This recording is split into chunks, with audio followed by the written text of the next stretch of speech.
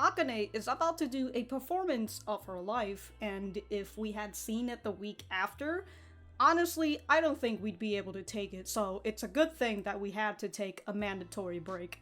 Anyways, I wonder how Aqua's going to react to this. I wonder how Ruby will react to this if they decide to showcase this, to which I would assume they're going to have, I'm talking about the show, they're going to have showcased more of Akane, especially with what the heck happened to her during these whole recording sessions, right? So it'll be interesting to see the twins' reactions. But if you guys enjoy the content, remember to leave a like on the video and subscribe if you haven't. And if you didn't like the content, dislike the video and we'll be on our way. Let's get started.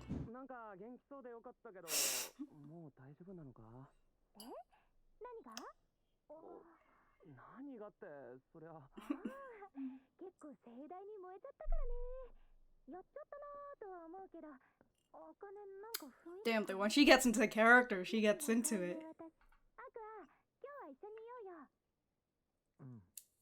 Damn. The cast, the staff. Strange magnetism.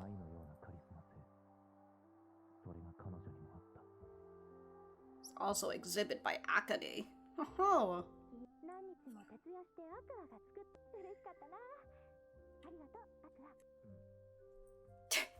He had to sit down for this.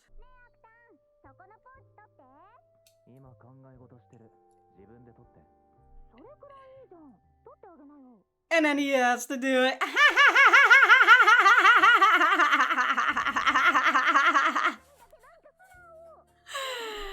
That seriously is his type.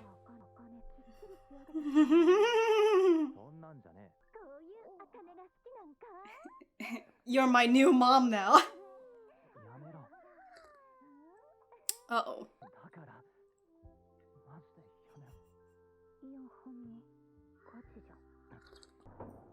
Oh, damn, dude! He's seriously serious about you. Well, but it's...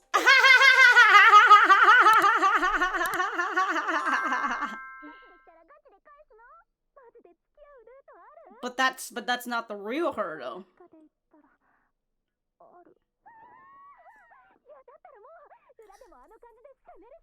Oh shit, Kana, you better be careful.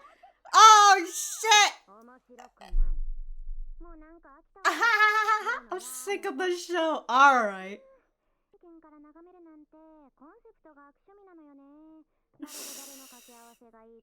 Look at her. What a fucking... Alright, we'll see you in 5 minutes. Oh, there you go. Even she's was like...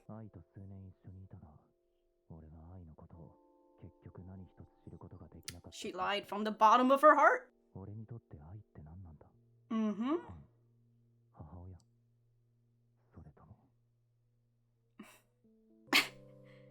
Dude, fucking... If Freud was alive and he had seen this, he'd be like, hell yeah.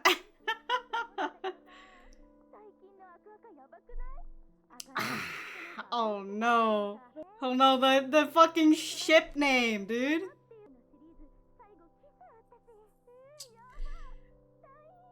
You know, I know Kana doesn't want to see him do a little kissy kiss, but... Oh?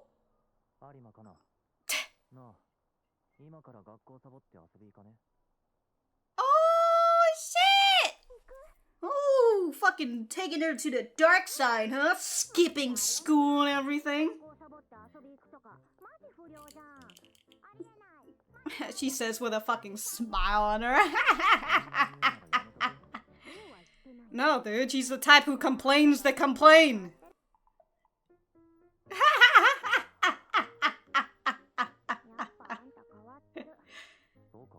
Alright, son, let's go. We're gonna play catch.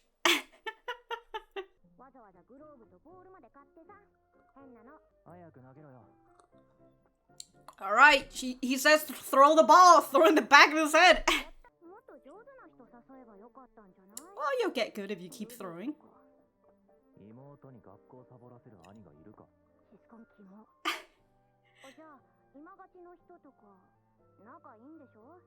まあ悪くはないけど。We don't get along poorly. そういう気安い関係でもないし。Damn, dude, Akane would feel a little sad. 打算で動くことばっかで、何の打算もなく無駄な会話できる人間、俺の周りにはあまりいない。その点、有馬なら気を使わなくていい。Look at him. Literally saying that he could be open to her. Or after she got some buzz, now she's putting up a character. Whew. Every time it looks like he's about to throw, it just looks like he's about to just go. He's about to just wham it on her, right?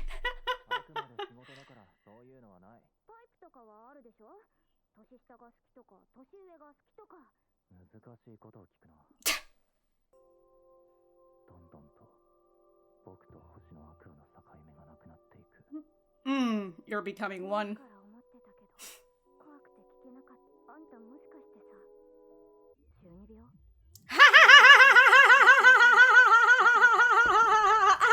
Holy shit.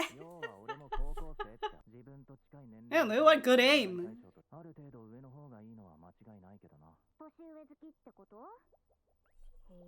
Eh?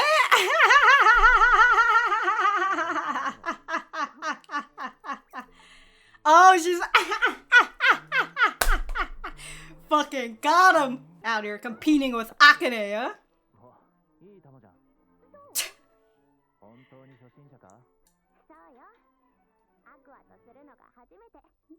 What a fucking pose.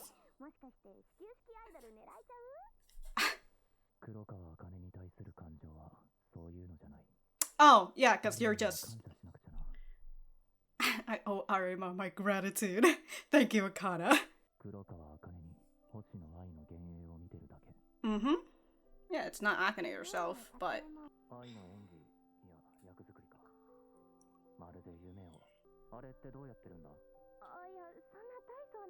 Oh, you know, I just went to a deep dive, that's all.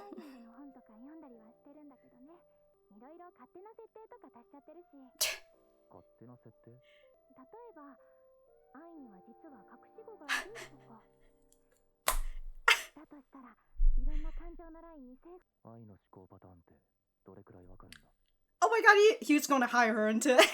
Come on, come on, You wanna be a sleuth with me?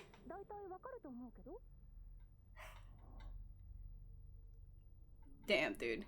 Very black in how Stars is, I mean, his eyes. She rejected him.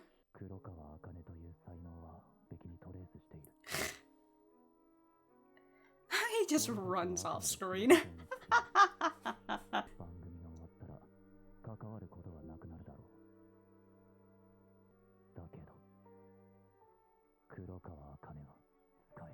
Of course, of course. Using her for nefarious means, dude. Kana, you've got your work cut out for you.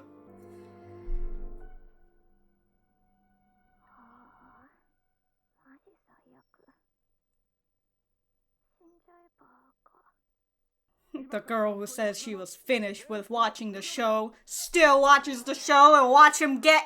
Well, to watch him kiss?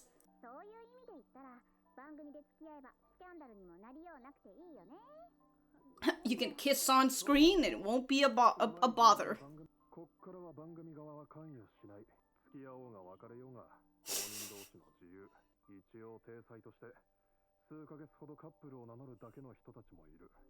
Mm-hmm.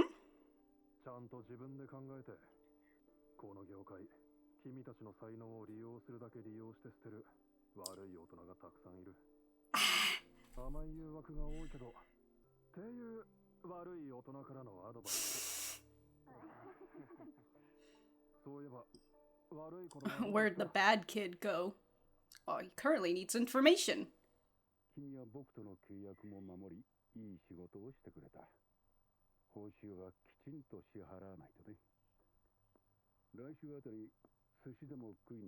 Oh. Some choice info. It's, 開けておきます。 it's like prime beef. I'll give you A5 quality, dude. これからどうする？あれは放送されたわけだから、しばらくは彼氏彼女するしかないだろう。それはもちろん分かってるんだけど、私たちの交際って仕事？それとも本気のやつ？いや、別に仕事とかじゃ。変な気は使わないでいいよ。アクア君は私のこと。 Ooh, ooh, ooh, ooh, わかるよ。それくらい。 ooh. Her intuition. 俺は I mean, she's able to make assumptions and flesh the background stories and everything, right? 仕事の延長線上に捉えてる。ただ、俺は茜に女優として強い興味を持つ。 Hmm. これは嘘じゃない。そっか。まあいいか。それは一番言われて嬉しい言葉でもあるから。じゃあお仕事として彼氏彼女しようね。本当の彼氏彼女はユキたちがいれば十分だし。え？気づいてない？こないだ付き合い始めたんだよ。マジ？でも撮影の時は振って。Well, テクニカルだよね。 she's a technician.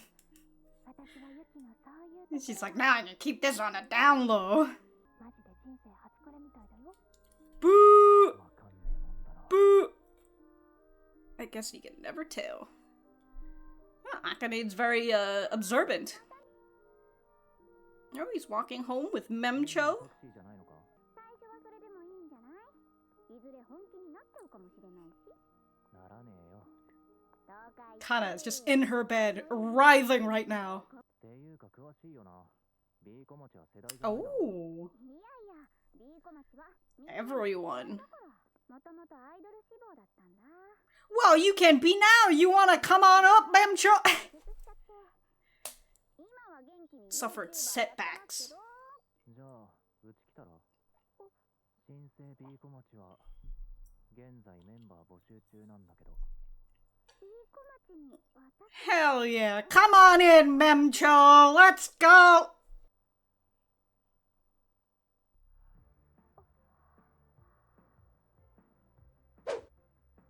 Oh, dude. The fucking... Her eyes is like... Not like a galaxy, but it's... It looks like a lava lamp. There you go. That's what I'm trying... Dude, but they're always showing those glimmer in, like, people's eyes just to see, like, you know, it's... the star in their eyes. So it's very nice. We're finished with Akane's set right now, and so we're gonna get right into MEM-Cho, and we're also finally gonna follow Ruby a little bit more as well, because I mean, it's her idol stuff.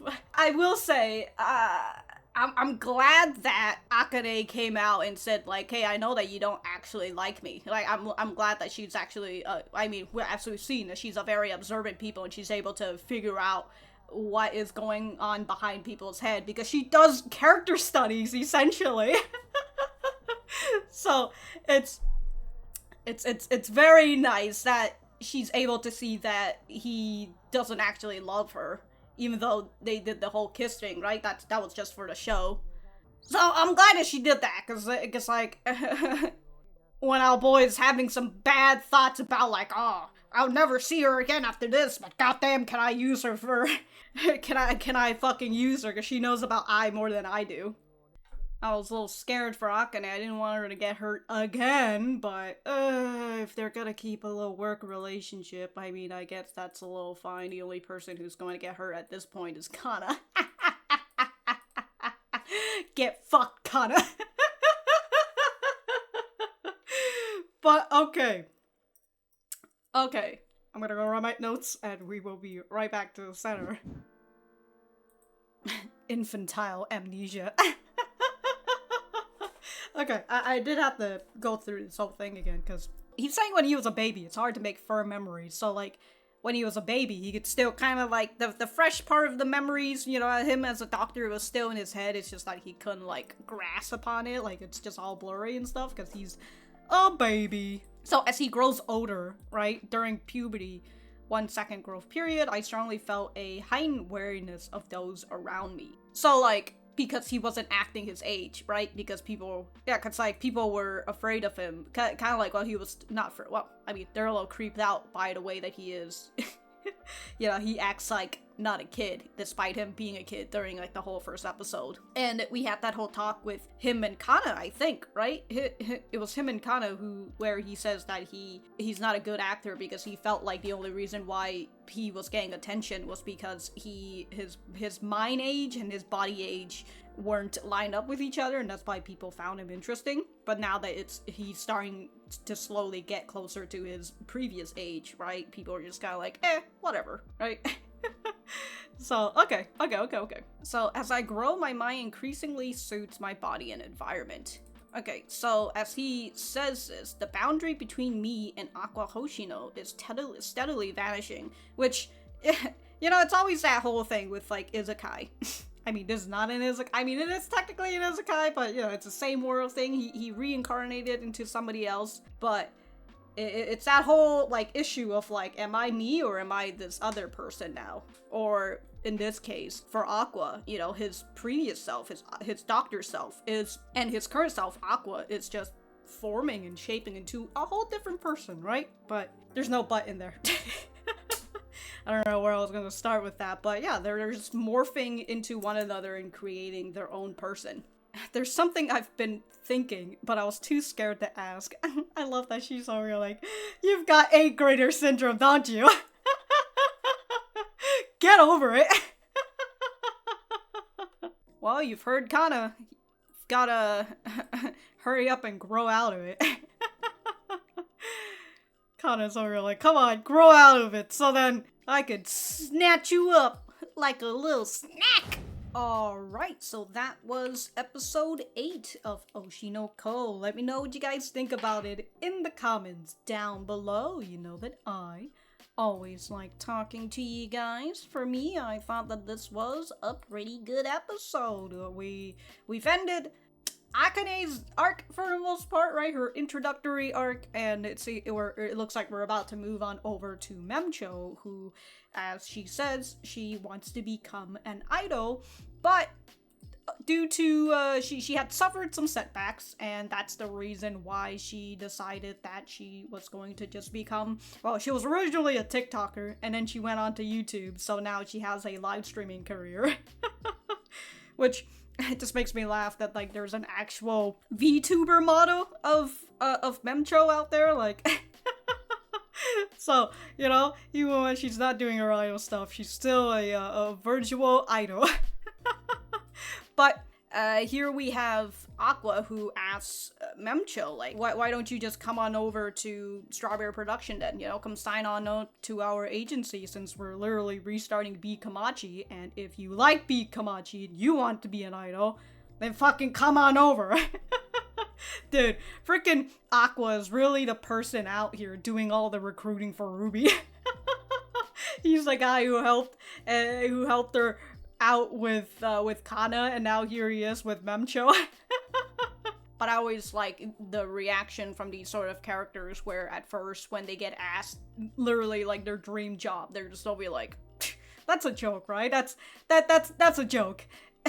And then their smile just drops as they realize that, oh no, this is serious. And I love MEM-Cho's reaction when she realizes that this isn't a joke, this is reality, and she could just become like, oh dude, the fucking, a lot of these, you know what, it kind of, the eyes almost look like it's in the same gradient as the background gradient for a second there, but it's not, it's actually, yeah, it's quite different, but still can't get over it. What are these? It really just looked like lava lamp bits just floating around her eyes. Ah, dude, it's so nice, dude, just to see, you know, not to say a genuine reaction, but to see some sort of hope, you know, the light in her eyes, as we often see with characters, whether they're, you know, in tunes up with their emotions and all that, right? With the way that when Kana was talking about Aqua's potential 8th grader syndrome, right? Her eyes are all dark and everything, and I don't really think we've seen this sort of, hold on, if I can find MEM-Cho in some other parts again, hold on. Yeah, MEM-Cho's eyes, they're pretty much the same as, like, everybody else's. Oh, I've got another big look at her. Yeah, it's pretty much kind of like the same. You don't really see the pupil. Well, I mean, if we're really talking about pupil, I think that might be the pupil right there, but like, if that's pretty fucking big. It just looks But yeah, her eyes are pretty much like everybody else's for the most part, and then towards the end is when we finally get to see like the shine in her eyes, right? We actually get to see the pupil, the literal star in her eyes. Ah, very nice, very nice. But that's basically all I have for MEM-Cho, so it's nice to get that out of the way first, because let's get back to the beginning, which is Aqua being stunned and being on a leash by Akane's acting. He's over here like, oh shit, I've been over here thinking like, oh, there's no way anybody could captivate the audience like Ai, and nobody can be like Ai. She is just too individualistic. She's too much of her own person that nobody else can match up to her. And then here is Akane, who is doing exactly what Ai is doing. Yeah, she's exhibiting that Ai energy and drawing everybody's attention towards her. The crew, the actors, you know, the cameras, everybody. And then we had an Aqua overload as he's just out here blushing deeply as he's trying to figure out, wait a minute, do I actually like Ai? Or like, is this just, am I having some weird Freudian shit right now? What's going on?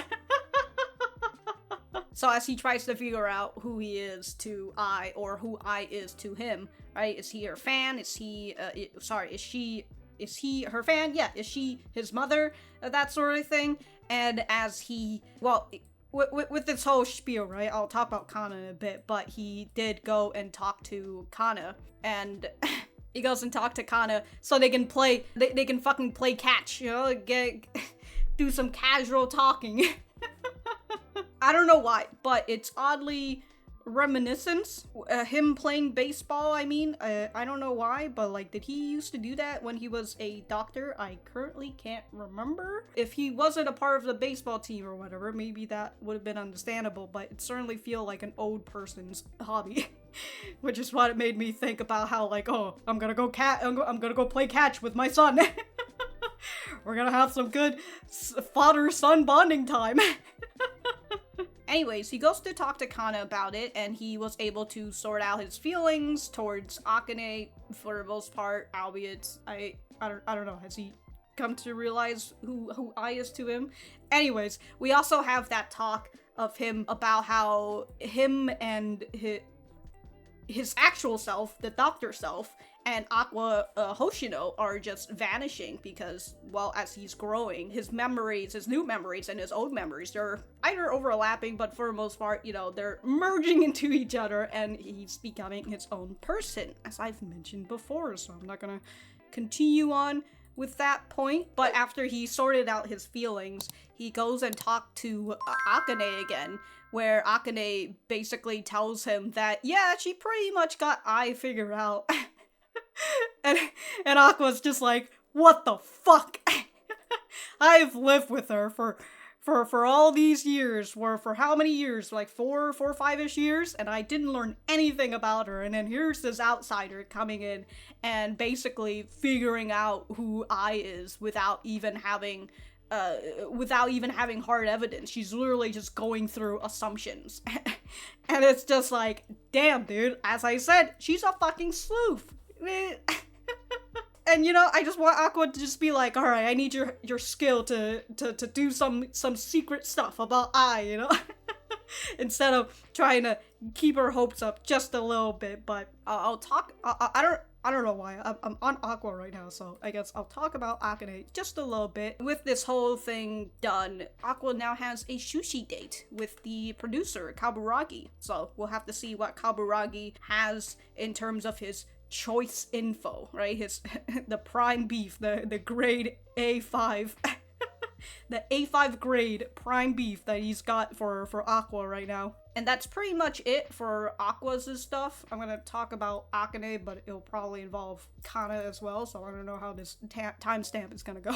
I think I've already mentioned, I like that Akane goes and says that she knows that he isn't interested in her romantically, and that gets him to have to say it, that gets him to have to say it for realsies, right? He's like, yes, that's correct, I'm not interested in you romantically, but he is very interested in her acting, which is still another way to keep her on the leash, as what Aqua is trying to do, right? He's trying to keep her close to him so that he's able to use her talent at any time, which kind of makes me laugh that it's the director, you know, the guy who literally did not give a single shit about what the hell was happening to Akane until Aqua came up and talked to him about it, and he's just like, yeah, you're right, we should be protecting out the kids instead of exploiting them. Like, but the director, he's the guy who says there are lots of rotten grown-ups who just exploit the talent of you guys and then toss you aside.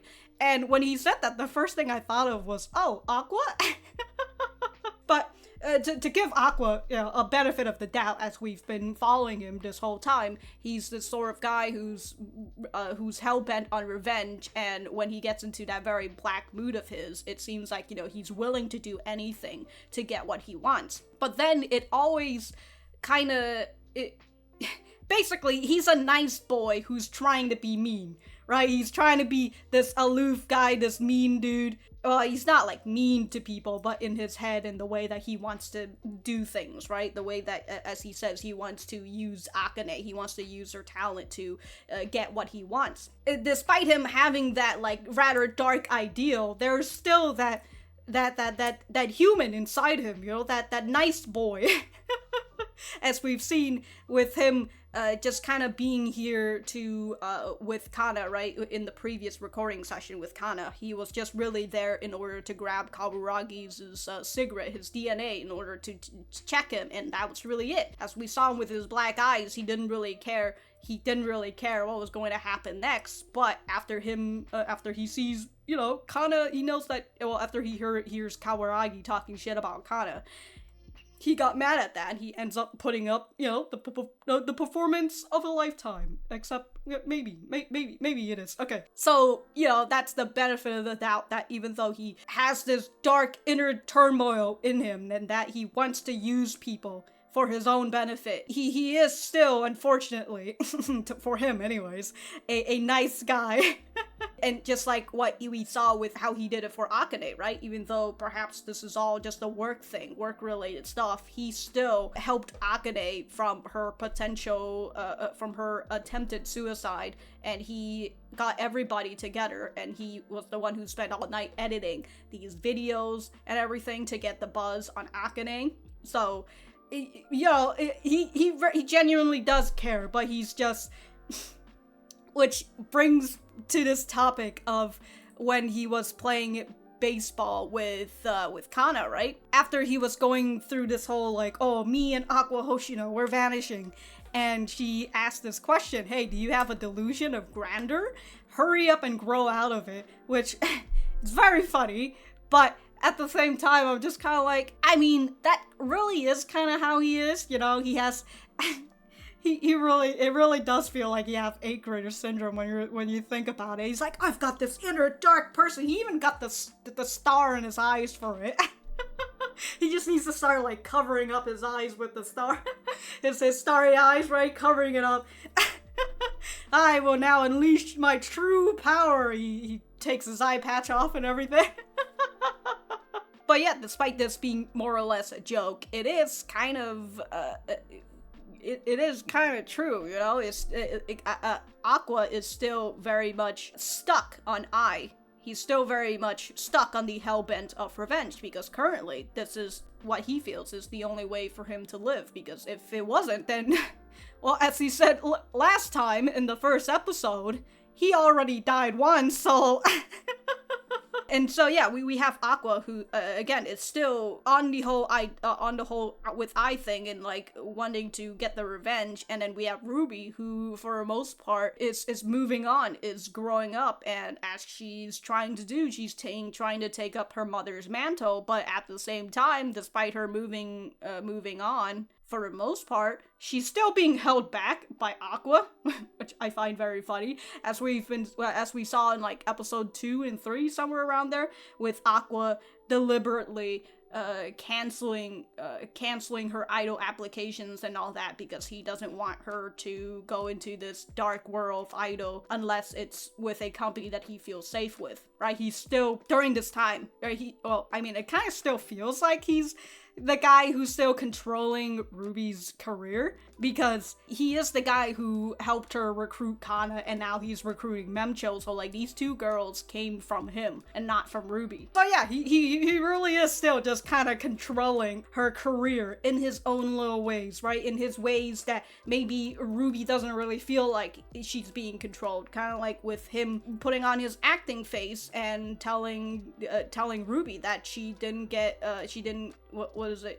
selected for the idol stuff, despite him being the person who canceled it on her, right? So yeah, it's just, he's still, you know, that whole dark aspect of Aqua, it's still there, and he's still kind of fucking things up just a little bit, but we know, even though it's wrong, we know that he's doing this for the good of his sister. So yeah, fucking good for her. I like how I said I was going to move away from Aqua, but I started talking about his 8th grader syndrome instead. With Aqua talking to Kana in this part, right? Where he says that, well, yeah, you know, I view girls around my age as potential love interests, but I might like older girls. And then Kana's getting her hopes up because she's just like, oh, I'm older than you. And then she realizes that Akane is also in the 2nd year as well. And she's just like, fuck! Also, again, what a fucking pose this is. Like, Jesus Christ, she's out here modeling for a baseball magazine or something. Yeah, with him being able to sort out his feelings, and, well, actually, even before that, with him telling Kana that he has always have to keep his guard up because he's always lying and he's talking to people who usually have ulterior motives because they're in the entertainment industry and everything, you know, everybody's always after something. And so he goes and he tells Kana that she's the only person that he can let his guard down, right? He's able to talk to without the ulterior motives, because that's just, you know, this is just how Kana is. She's out here for her people and all that, right?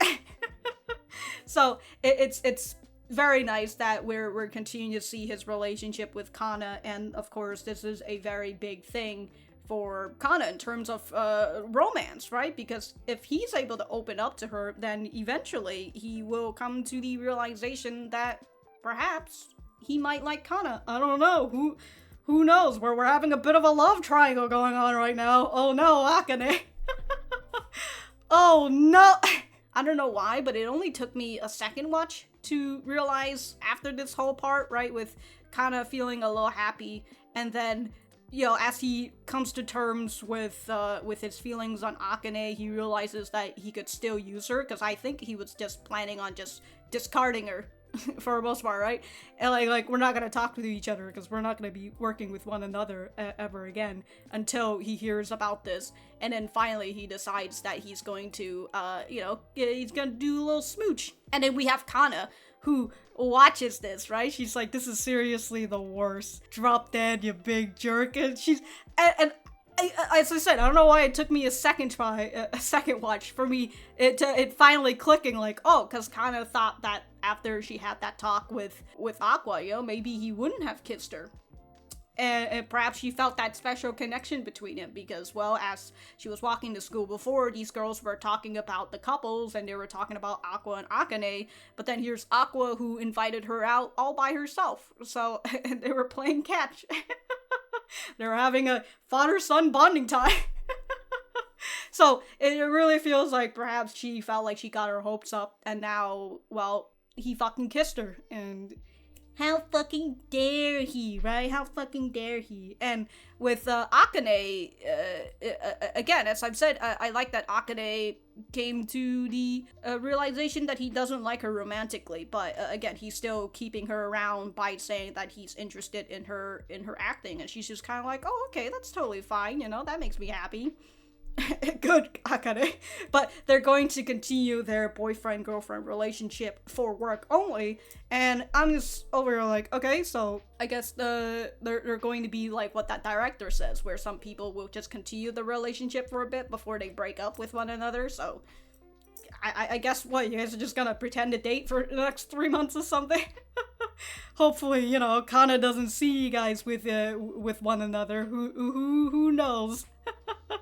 But it'll be interesting to see Akane and Kana interact with each other, albeit I'm not really sure if we'll see that in this season, because again, we're moving away from Akane's arc and we're gonna head into MEM-Cho's, and I would assume we're gonna get more focus on Ruby.